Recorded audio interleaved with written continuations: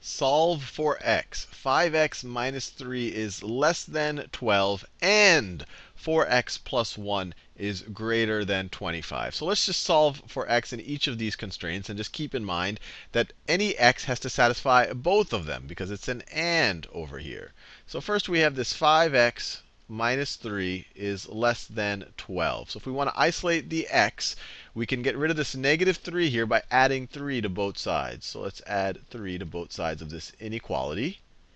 The left-hand side, we're just left with a 5x. The minus 3 and the plus 3 cancel out.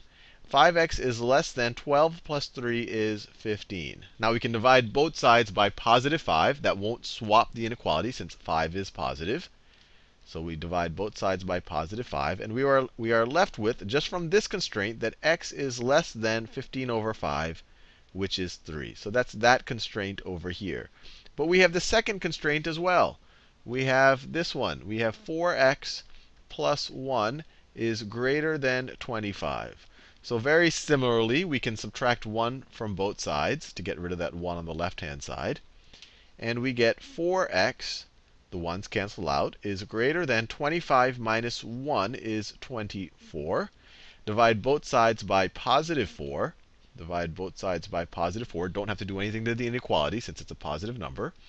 And we get x is greater than 24 over 4 is 6. And remember, there was that and over here. We have this and. So x has to be less than 3, and x has to be greater than 6.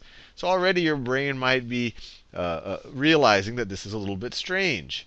This first constraint says that x needs to be less than 3. So if this is 3 on the number line, we're saying x has to be less than 3. So it has to be in this shaded area right over there. The second constraint says that x has to be greater than 6.